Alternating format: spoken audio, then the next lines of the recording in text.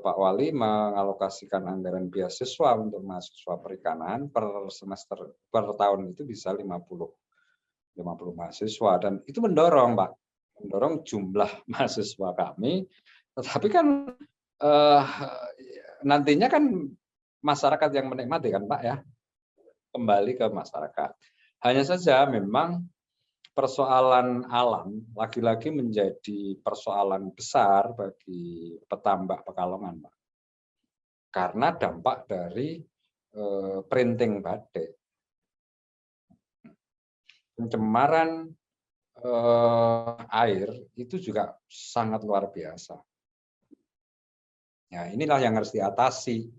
Bagaimana kesadaran masyarakat untuk bisa memanfaatkan water treatment yang sudah dibangun itu, karena water treatment dibangun juga kesadaran memasukkannya ke situ juga belum dikawal. Ya, Pak.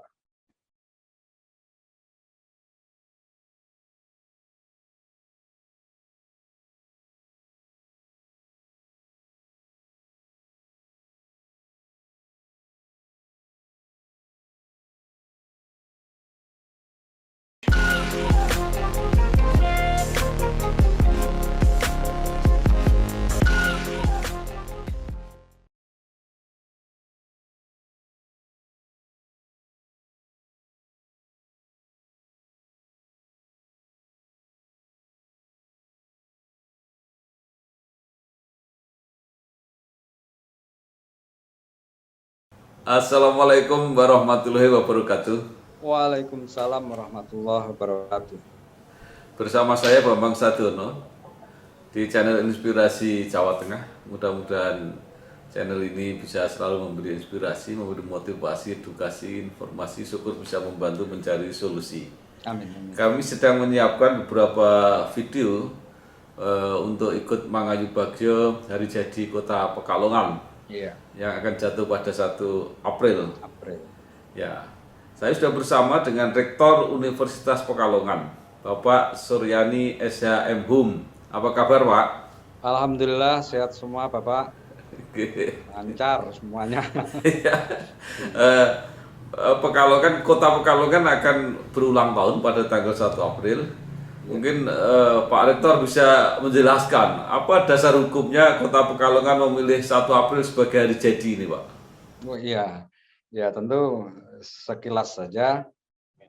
Waktu itu juga saya ikut terlibat di dalam proses itu, bahwa hari jadi Kota Pekalongan ini supaya lebih keren barangkali diambil tanggal 1 April itu dari tanggal Stadblad 1906 nomor 124 kalau tidak salah. Stadblad Belanda tentang desentralisasi keuangan pada saat itu. Jadi tanggal itu yang dipakai untuk menetapkan itu, yang kemudian ditetapkan dalam Perda nomor 2 tahun 2007. Iya, itu menetapkan tanggal 1 April sebagai hari jadi Kota Pekalongan, sehingga kalau dihitung sampai sekarang sudah 115 ya Pak ya? Iya. lebih tua daripada Provinsi Jawa Tengah ya Pak ya? Iya. Kalau pertimbangannya apa? Kenapa kan banyak alternatif, misalnya ketika Kota Pekalongan disahkan sebagai daerah itu oleh hukum Indonesia sendiri. Nah, itu yang saya usulkan. Saya mengusulkan itu, tetapi kadang-kadang orang mempunyai sendiri supaya lebih keren barangkali atau biar lebih tua gitu karena sejarah Pekalongan dengan Batang kabupaten ini kan mempunyai kedekatan sejarah. Di 3 daerah ini memiliki caranya masing-masing juga. Kabupaten Batang itu Pak dulu di tahun 1952 itu masuk dalam wilayah Pekalongan Pak. Iya, sampai tahun 64 kalau misalnya. Jadi secara administratif masuk Pekalongan. Kalau Batang April kalau nggak salah atau Mei ya Pak? Iya, Mei. Mei. Di masing-masing ya. Ya. Nah sekarang yang penting ini Pak, bukan hari jadinya tetapi Iya betul. potensinya. Iya. Mungkin Ya. Pak Rektor sudah banyak studi mengenai potensi ekonomi terutama ini dalam era pandemi ini. Kalau nanti ini lewat kan kita tugas besarnya mengembalikan menggarap potensi-potensi ekonomi yang kuat. Untuk Kota Pekalongan apa Pak? Ke Kota Pekalongan kalau berbagai kajian yang saya baca, ini lebih menekankan pada aspek perdagangan, Pak. Perdagangan dan jasa.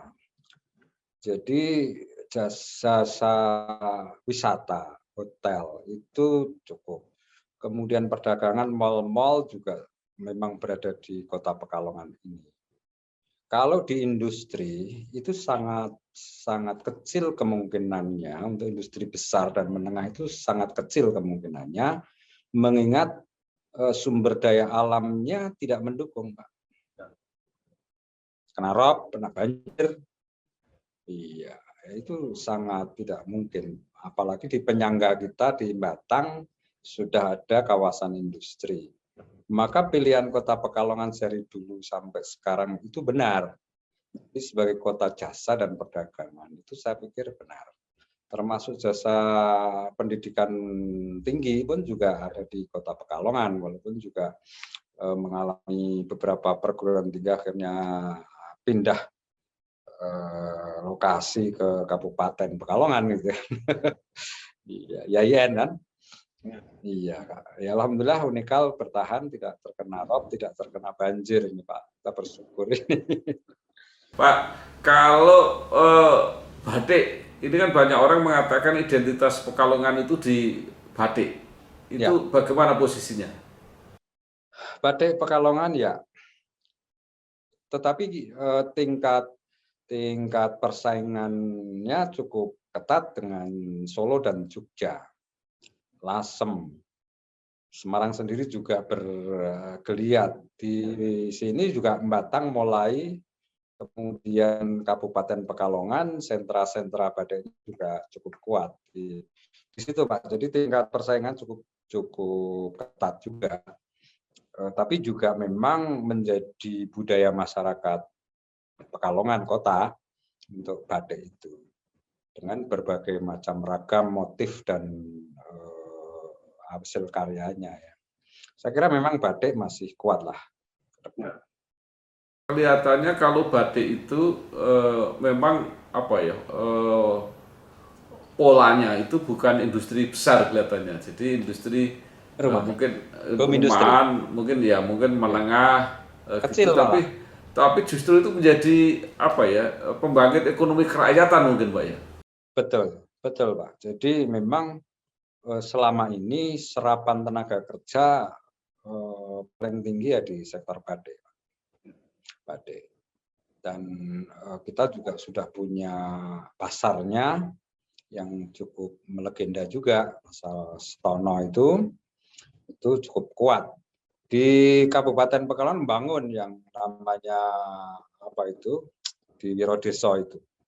Dia lebih modern, tapi ternyata tingkat kunjungannya malah kalah dengan Stono. Jadi saya kira Stono itu akibat dari kebakaran Tanah Abang dulu. Saya berdiskusi dengan beberapa pengusaha batik itu, ini momentum saya bilang harus ditangkap, dan alhamdulillah ditangkap. Dan kemudian sekarang cukup banyak pengunjungnya walaupun di era pandemi dan juga ada tol yang dulunya dikhawatirkan akan mengurangi pengunjung, tapi ternyata malah justru meningkat, Pak. Meningkat. Sama kuliner, Pak, di Pekalongan itu saya kira yang akan tumbuh. Iya. Ya mungkin batik juga sekarang terdongkrak oleh pemasaran digital, online. Online, ya. Ya.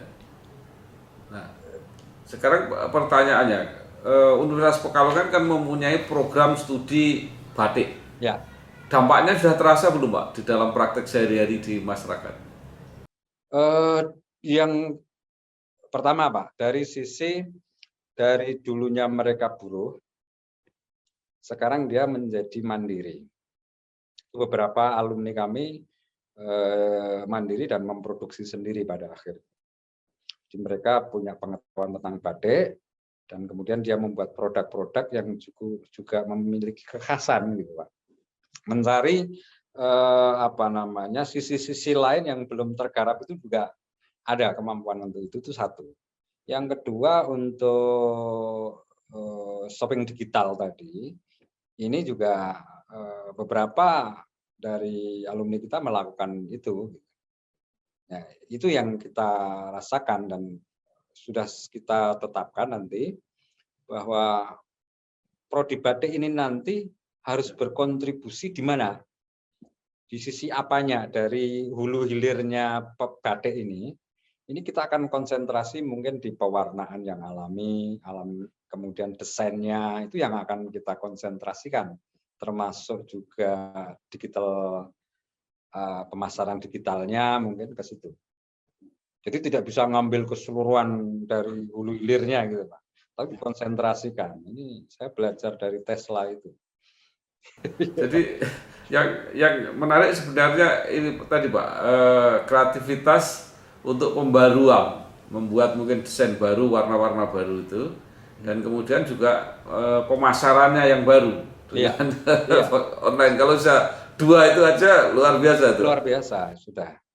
Jadi nggarap di desain sama nggarap di digitalisasi. Ya sekarang mungkin orang menyebut printing gitu ya. Tapi kita lebih digitalisasinya lebih dari itulah kira-kira begitu. Ya, Pak, itu selain batik kan Pekalongan juga dikenal produsen sarungnya Pak sampai sekarang. Iya, betul. Iya. Dan sekarang sarung batik itu luar biasa. Jadi sarung batik ini sekarang menjadi seragam di Kota Pekalongan setiap Jumat juga, Pak. Jadi setiap Jumat itu kalau melihat orang PNS Pekalongan itu pakainya sarung, Pak. Bukan untuk kondangan atau ke masjid enggak, tapi memang diseragamkan mereka pakai sarung batik.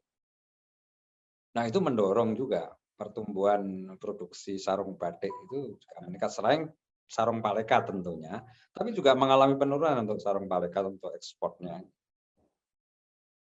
Pabrik-pabrik besar kan masih terkenal masih berasal dari Pekalongan kelihatannya. Tapi berada di Kabupaten Pekalongan. Yang ada di Kota Pekalongan ya hanya kantornya lah mungkin. Ya. Iya. Jasa, makanya kembali ke jasa. Hei, Pak Suryani, Kota Pekalongan selain tadi batik, ya, kota dagang dan kota jasa, itu juga banyak yang mengatakan potensi perikanannya juga cukup kuat. Ini di Universitas Pekalongan ada nggak Pak program studi perikanan? Ada Pak. Ada Pak. Cuman peminatnya di daerah pesisir untuk masuk ke perikanan ini minim, Pak. Minim, sehingga pada saat itu saya bagaimana supaya masyarakat Pekalongan ini yang dulunya mau ditetapkan sebagai Minapolitan itu, bagaimana kalau sumber daya manusia nggak ada, Pak Wali. Ya itu omong kosong namanya.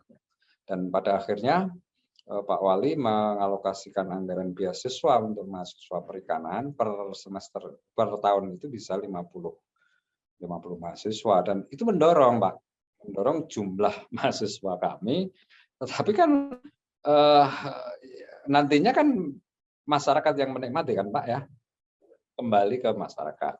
Hanya saja memang persoalan alam lagi-lagi menjadi persoalan besar bagi petambak Pekalongan, Pak. Karena dampak dari printing batik. Pencemaran air itu juga sangat luar biasa. Ya, inilah yang harus diatasi.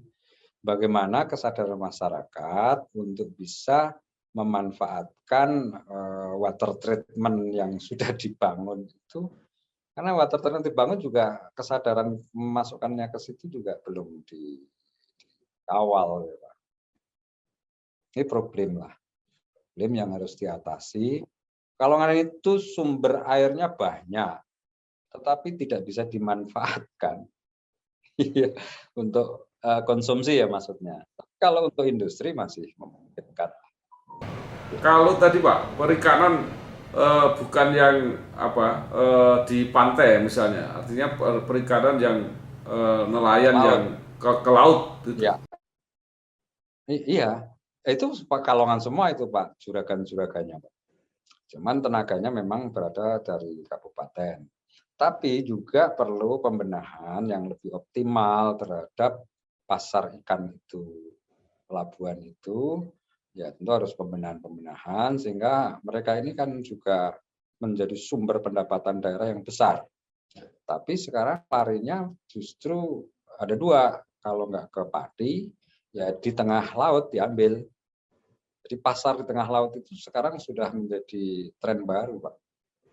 Enggak, pasar lelang yang ada di pelabuhan itu ya menjadi berkurang.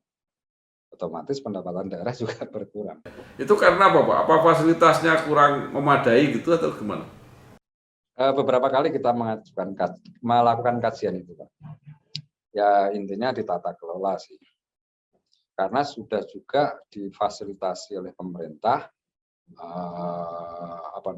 yang untuk penyimpanan ikan itu.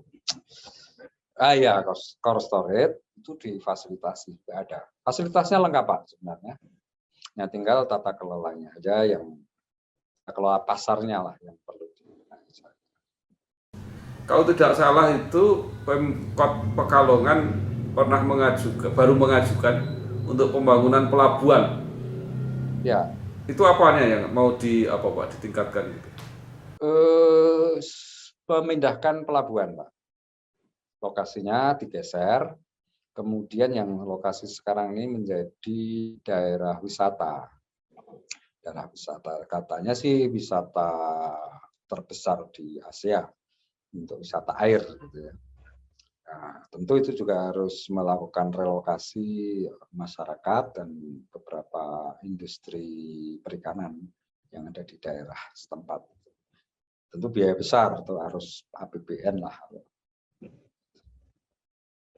Jadi selain batik, sarung, perikanan, Ya. pariwisata, apalagi kira-kira Pak peluang potensi ekonomi Kota Pekalongan ini? Kalau perdagangan itu bentuknya apa Pak? Dagang apa Pak? Ya tadi hanya pasar batik. Ya itu yang menjadi andalan, Pak. Pokoknya yang termasuk juga industri pendukung pariwisata ya, kulineran, hotel, tumbuh luar biasa. Jadi di sini banyak hostel ya, istilahnya hostel atau banyak sekali Pak. Itu penginapan para sales dan lain sebagainya itu cukup tinggi, itu investasinya cukup banyak. Tapi memang beberapa tahun ini mengalami penurunan investasi di Kota Pekalongan, Pak. Masih rendah, sangat rendah. Sekarang berada di bawah 1 T ya. Dan hanya 800-an mungkin ya, investasi. Dulunya bisa mencapai di atas 1 T ya. Nah, sekarang Batang itu yang luar biasa. Loncatan investasinya, Kabupaten Pekalongan pun juga meningkat karena memang punya lahan, Pak. Pekalongan itu kan nggak punya lahan problemnya. Lahan ada tapi tidak bisa untuk industri dan lain sebagainya karena biayanya menjadi mahal kan. Lalu kalau kuliner Pak, apa yang paling kuat di Pekalongan? Kuliner yang tradisional juga luar biasa seperti tauco, soto tauco, kemudian karangasem, kemudian ya banyak Pak. Kalau kulineran sekarang tumbuh, pengusaha-pengusaha batik ini semuanya punya kafe sekarang. Di saat sedang mengalami penurunan ini banyak yang lari ke kuliner, Pak. Luar biasa. Kalau boleh ya disimpulkan ini memang masyarakat Pekalongan itu masyarakat yang kreatif di bidang tadi jasa perdagangan, sehingga di masa-masa pandemi ini juga muncul kreativitas baru gitu kira-kira. Iya Pak, karena memang masyarakat Pekalongan ini memang etos kerja, etos kewirausahaannya sangat tinggi sekali dan kreatif. Dan mereka sangat apa ya, semangatnya itu luar biasa saya kira. Memang susah untuk ditandingi kalau di sisi itu. Kelebihan mereka juga di batik itu keberanian pewarnaan batik. Jadi kreatif Pak. Saya dengar ahli pewarna Pekalongan itu mendominasi di Jogja dan di Solo Pak. Karena pandai di dalam mencampur pewarna itu dia pandai. Suruh nembak warna apa aja dia bisa. Kalau Solo itu kan hanya warnanya warna coklat hitam. Iya.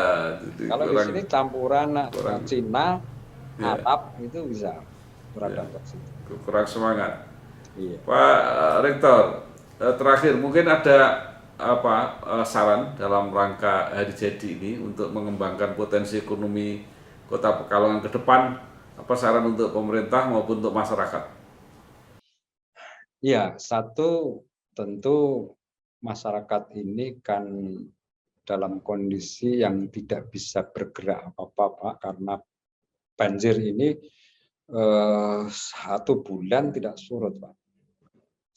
Nah, mereka yang punya home industri batik itu, ya ikut berhenti Pak. Bagaimana dia mau memproses? Ya kan tidak bisa itu. Maka perlu memang pengembangan relokasi mereka ke tempat-tempat yang memang dianggap baik untuk itu satu. Kedua, perlu membuka semacam kota satelit gitu loh Pak.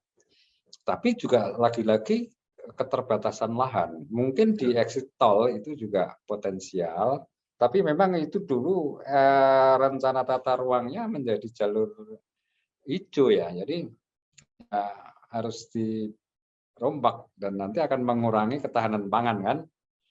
Jadi tarik-menarik itu yang memang harus dipikirkan secara cermat. Tapi kalau Pekalongan ingin eksis ya memang satu-satunya jalan membangun home industri seperti dulu kawasan industri, home industri itu Pak ya. Beberapa kota itu kan punya ya. Bagaimana kalau di sana ada klaster industri batik, industri perikanan misalnya ada lahan-lahan yang memang disiapkan untuk itu. Nantinya kalau sudah bisa begitu, maka lingkungan kita akan menjadi baik. Air juga akan bisa terkendalikan, tidak kumuh seperti sekarang. Itu akan bisa tercapai kalau berani menetapkan kawasan-kawasan. Itu saran yang saya kira kalau tidak dilakukan sekarang akan tambah terlambat gitu. Bisa hilang loh kota Pekalongan itu. Nah, saya baru saja diskusi dengan Dirjen Administrasi Wilayah Kemendagri, juga mempersoalkan Kota Magelang itu juga sudah sempit sekali, pengen perluasan gitu. Iya. Pekalongan apa membutuhkan itu Pak, misalnya tambahan wilayah gitu ya, meminta tambahan dari kabupaten gitu misalnya. Ya saya kira kalau ingin tetap Pekalongan itu eksistensinya ada Pak, ya memang satu-satunya itu. Yang kedua kalau memang tidak bisa, maka pembangunan secara vertikal itu harus dilakukan. Jadi apartemen atau bentuk-bentuk apa yang tempat tinggal bersusun ya, ini yang harus dilakukan untuk memindahkan orang-orang yang memang tidak bisa dihindarkan dari rob dan juga tidak dihindarkan dari banjir itu harus bisa diatasi. Karena mengatasi banjir dan rob itu butuh panjang Pak, butuh biaya besar dan waktunya bisa puluhan tahun. Apalagi subsiden, tingkat penurunan Kota Pekalongan itu mengerikan kan Pak. Per tahunnya sudah 20, itu hasil penelitian ITB itu 20 cm, berarti 5 tahun sudah 1 meter Pak. Habis penduduk kita ini kaya-kaya karena setiap hari beli tanah Pak. Untuk nguruk rumah, naikkan rumahnya tapi lupa menaikkan atasnya Pak. Baik, terima kasih Bapak Suryani Esa M. Hum, Rektor Universitas Pekalongan yang sudah memberi saran-sarannya terhadap pengembangan Kota Pekalongan terutama di bidang ekonomi. Selamat berhari jadi, sukses, mudah-mudahan bebas banjir, bebas rob. Terima kasih. Iya. Ya, wassalamualaikum warahmatullahi wabarakatuh. Waalaikumsalam warahmatullahi wabarakatuh.